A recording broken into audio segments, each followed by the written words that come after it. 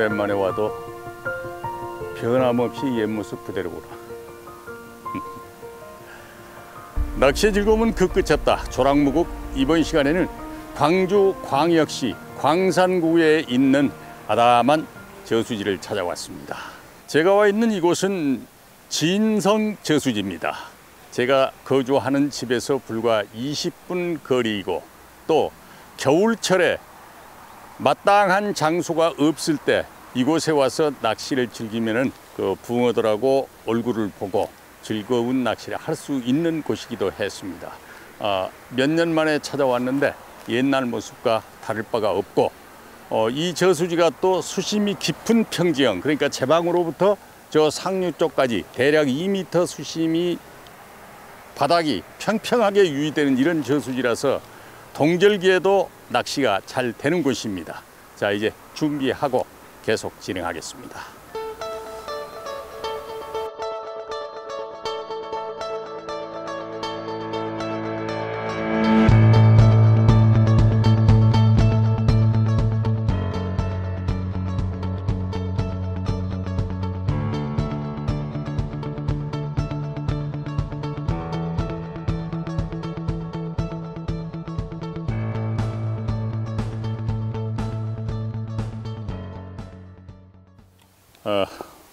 제방에서 자리를 잡고 대편성은 일단 완료했습니다. 오늘 제방에서 낚싯대 편성은 총 6대를 앞에 떼짱수초 무더기가 약간 나가 있는 이곳을 중점으로 해서 떼짱수초 바로 앞에 2830대가 찍어서고요.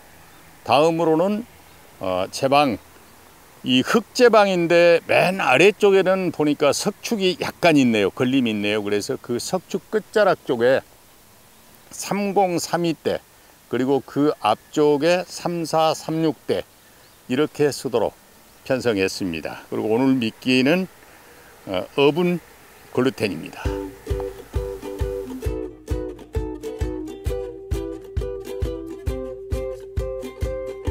차차차 우차 아싸, 첫 입질에 걸었습니다. 우짜, 우셔, 오우야, 무겁다. 야하. 자, 우셔. 자. 이거 안 큰 것 같더니 의외로 상당히 무겁네. 으쌰. 옳지, 옳지, 옳지. 쪽으로 넘어오세요. 으쌰. 자, 그쪽으로. 거기는 아니고, 옳지. 이쪽으로 유도를 해야 되겠구만. 자, 나뭇가지에 걸리면 튀면 또 떨어집니다. 오우, 요. 띄울 때까지도 별로 안 큰 줄 알았는데 키 큰 붕어입니다. 키 큰 붕어. 이 정도면은 준척급은 너끈하고요. 키로 봐서는 턱걸이급 소리가 나오겠는데. 자, 오후에 준비하고 꼼짝도 없이 있다가 저 제방 앞에 연안 줄풀 바로 앞에 띠로 떼짱수초가 약간 있는데 그 앞에 간낚시로 세운 낚싯대 입질하고 나온 붕어입니다. 오늘 채비가 지금 동절기고 그래서 제가 조금 연약한 채비에 목줄도 이게 지금 1.5호 좀 긴 목줄 외바늘 채비입니다. 자, 여기에서 글루텐 미끼에 입질하고 나왔습니다. 31cm가 넘고 거의 31.5가 나오네요. 야, 보기하고 다르다. 오늘 제가 집에서 불과 20분 거리, 동절기면은 심심풀이 낚시를 오는 이곳에서 하면서 사실은 여기에서는 7치급, 6치급 이런 붕어들하고 어울려 노는 장소라고 생각을 했거든요. 그런데 의외로 점심 먹고 와서 편성하고 해가 거의 지금 서쪽에 기우는 시간이 되는데 이때까지 전혀 건드리는 것이 없었습니다. 여기는 또 블루길이 있는데 블루길도 안 건드렸고요. 그런데 딱 첫 입질 오는 것이 월척붕어가 오네요. 여기에 제가 오래전에 90년대 중반부터 여러 차례 가족하고도 오고 또 아들 어렸을 때 데리고도 오고 그랬는데 지금 여기에서 제가 월척붕어를 만난 것은 오늘 지금 처음입니다. 기대 이상입니다.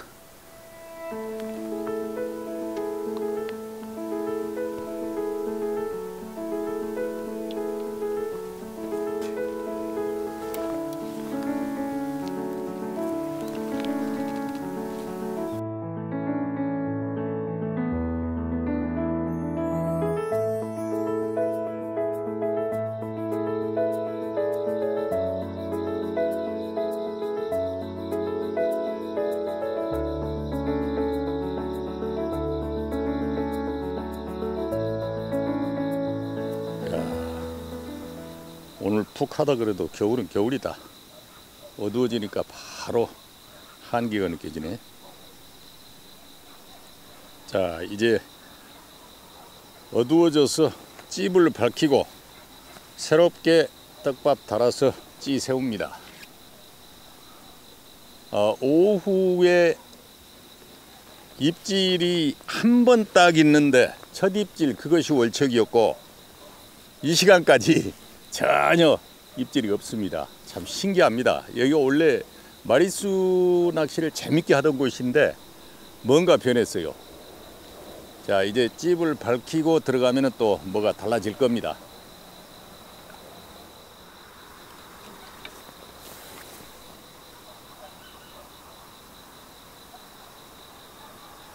자, 지금 이 겨울철 낚시에 제가 이 저수지에 와서 돌아보고 채방에 앉아서 낚싯대 편성하고 낚시를 하고 있습니다. 이렇게 겨울철에 어느 저수지를 찾아가서 낚시할 때 포인트를 선정하는 것은 딱 두 가지를 크게 고려하면 됩니다. 하나는 상류 쪽, 하나는 제방 쪽입니다. 상류 쪽을 포인트로 할 때 유리한 조건은 겨울철에 눈이 내리고 나면은 상류 쪽에 있는 줄풀이나 부들들이나 이런 수초들이 다 삭아서 눕게 됩니다.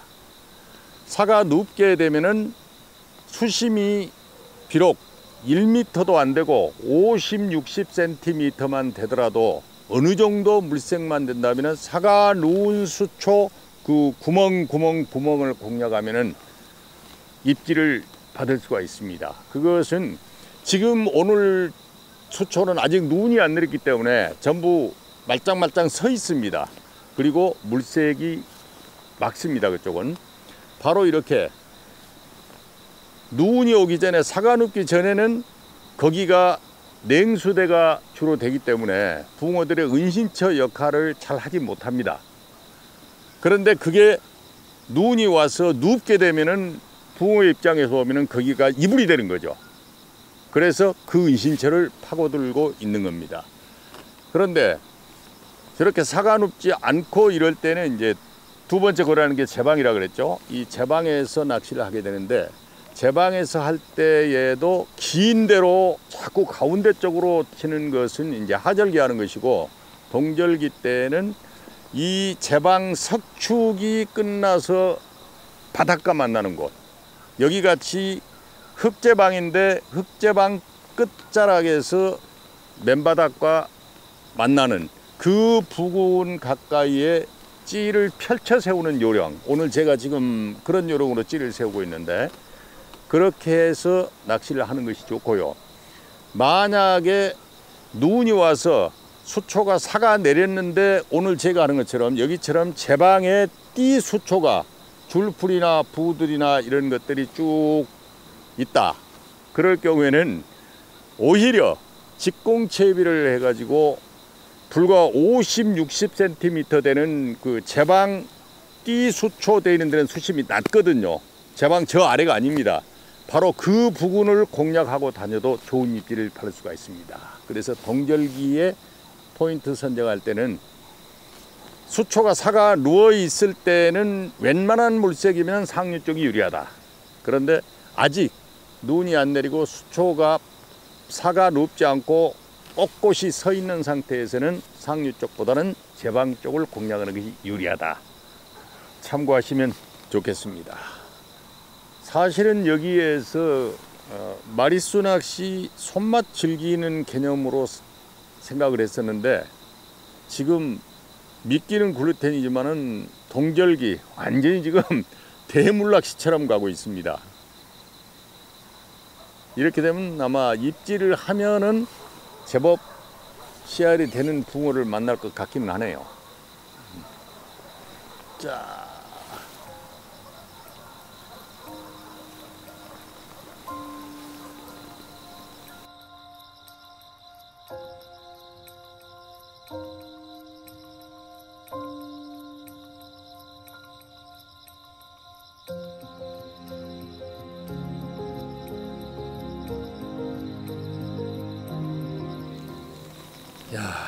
자정이 넘어가는데도 꼼짝도 안 하는구나. 겨울은 겨울이다. 자, 이제 입질 기다리면서 지난 시간에 이어서 그 노자에 우리가 물을 바라보고 앉아 있으니까 수유칠떡 중에 그 5번째를 알아보죠. 노자의 수유칠떡 중 5번째는 인내와 끈기입니다. 그 중에 인내라고 표현을 했죠. 그것을 또 노자는 사자성어로 도덕경에서 수적천석이라고 표현을 했습니다. 그것은 뭐냐면 물이 계속해서 한 곳에 떨어지면은 종래에는 바위도 구멍을 뚫는다, 그런 말입니다. 수적천석. 이렇게 물에서 인내를 배울 수가 있다. 이게 노자의 그 수유칠떡인데, 그거를 우리 이렇게 낚시하면서 오늘같이 추운 겨울날 말이죠. 빗대서 제가 말씀드린다면은 대개 겨울철이 되면은 전에는 늦가을에 납폐를 하고 다 정리해서 손질해서 창고에 넣어놓고 봄이 오기를 기다렸었습니다. 그런데 요즘에는 겨울철에도 모두 물가에 나와서 얼음 낚시를 비롯해서 낚시들을 즐기죠. 그런데 동절기에 추울 때 오늘 제가 하는 것처럼 어쩌다 초창기에 입질 받았는데 지금 자정이 넘도록 전혀 입질 없이 춥다. 그러면은 은근과 끈기를 가지고 인내를 해서 밤낚시를 지속하게 되면은 대개 새벽 2시, 3시 이때쯤에 이제 그 수온 역전 현상이 되면서 입질을 받을 수도 있고, 또 아침에 동이 터서 해가 떠오르는 시간이면은 입질을 받을 수도 있습니다. 그래서 포기하는 게 아니고 잠시 자기 의도대로 휴식을 하고 아침 낚시를 이어가는 집중과 휴식, 그것을 병행해서 하면은 낚시에서 얻을 수 있는 멋과 맛, 그리고 기다림의 끝에 오는 희열, 이런 거를 맛볼 수가 있죠.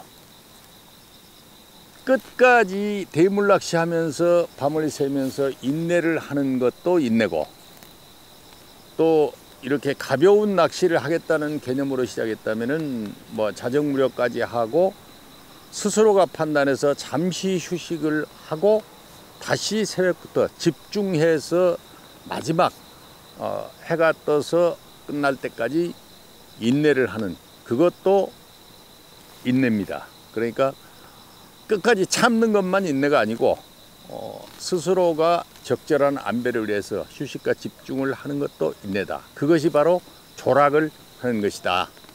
그래서 오늘은 노자의 수유칠떡 중에 물에서 얻을 수 있는 덕목, 인내에 대해서 알아봤습니다.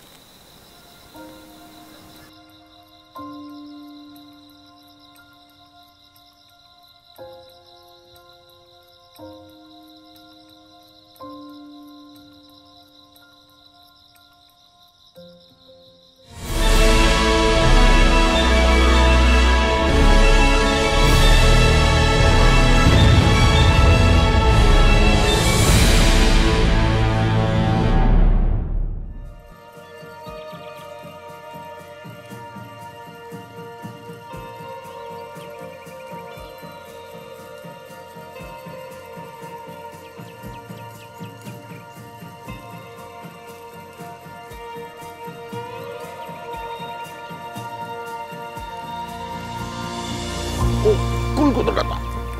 자, 으쌰으쌰. 아하. 안돼. 수초에서는 너는 바로. 어차, 옳지. 으쌰.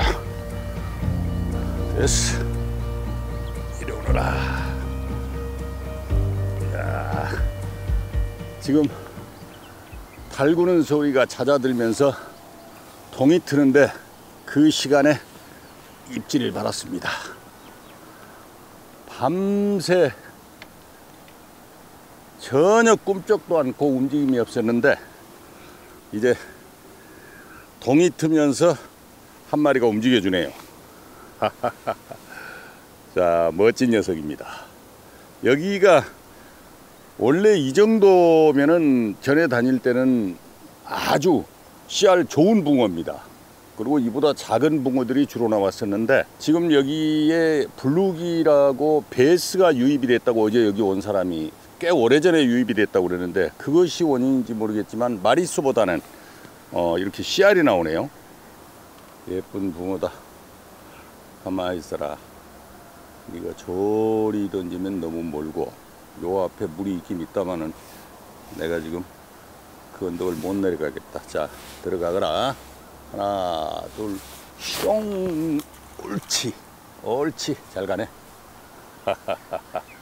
저수지에서 상류 하류 두 개 핵심 포인트 설명을 했는데 우리 PD가 저쪽으로 돌아보다가 추가 질문을 1번 입질. 자, 으쌰. 자, 무겁다. 으쌰. 으쌰. 어짜. 야. 으쌰. 으쌰. 와. 야. 내가 마중 올라가야 되겠네. 자. 해가 떠오르는 직전 시간. 또 큰 붕어 하나를 만납니다. 자, 좋았어요. 야, 멋진 녀석입니다.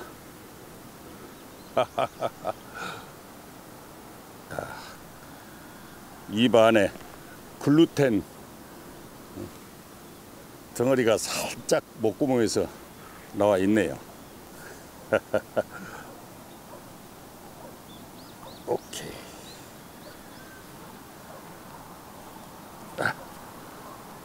놓고. 자, 살던 곳으로 가시게. 좀 우슈. 옳지. 좋습니다. 지금 이제 동편에서 해가 막 떠오르기 위해서 동편이 벌겋게 열리고 있는 순간인데 또 턱걸이급 올적붕어 한 수 만났습니다.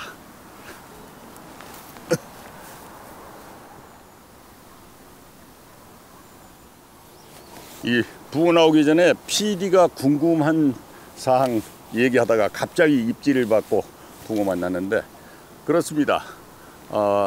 대표적으로 상류와 제방 쪽을 얘기했는데 중류 쪽에 저렇게 떼짱수초가 있을 때 동절기의 일부는 사가 내립니다. 그리고 구멍 공간이 생기고 또 이렇게 그 갈라진 공간이 생기고 그럽니다. 그런 것도 포인트가 됩니다. 그거는 중상류 구분이 없습니다. 연안 떼짱수초는 물때가 없고 물색이 괜찮다고 하면은 떼짱수초 아주 작은 구멍을 직접 직공 낚시로 공략하는 것이 유리할 수도 있습니다. 자, 그러면은 이제 저수지에서 동절기 포인트는 대략 다 짚은 것 같네요. 자, 다시 또 미끼를 달아 놓고 입질을 기다려 보겠습니다.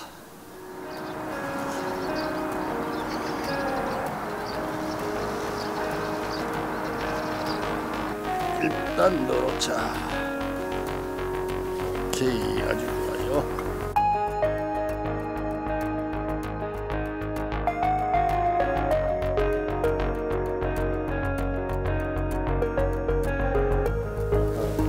올리다 말아요. 옳지. 다시 올리고 있어요. 자, 오케이. 자, 짜짜짜. 좋아요. 쇼. 자.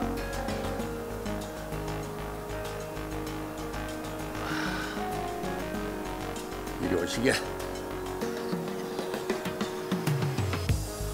후쇼. 자, 오케이. 이번에도 6번대 요 오른쪽 가장자리 쪽으로 찌 세운 데에서 입질하고 나왔습니다. 자, 너는 생김새가 올척 사자까지도 크겠다. 자, 가시게. 어, 자, 이번 시간에는 이 도시 안에 있는 저수지, 제가 거처에서 불과 20분 거리에 있는 이 아담한 저수지에 와서 하룻밤 낚시 즐겼습니다. 글루텐 가지고 떡밥 낚시를 하는데 저는 사실은 자주 오는 입질을 기대하고 했는데 그게 아니고 완전 이 대물 낚시 컨셉이 됐습니다. 자, 오늘 붕어들 만나면서 즐거운 시간 보냈고 이번 시간 여기서 마감합니다. 다음 시간에 또 다른 곳에 가서 시청자 여러분과 조락무국하겠습니다. 고맙습니다. 으쌰.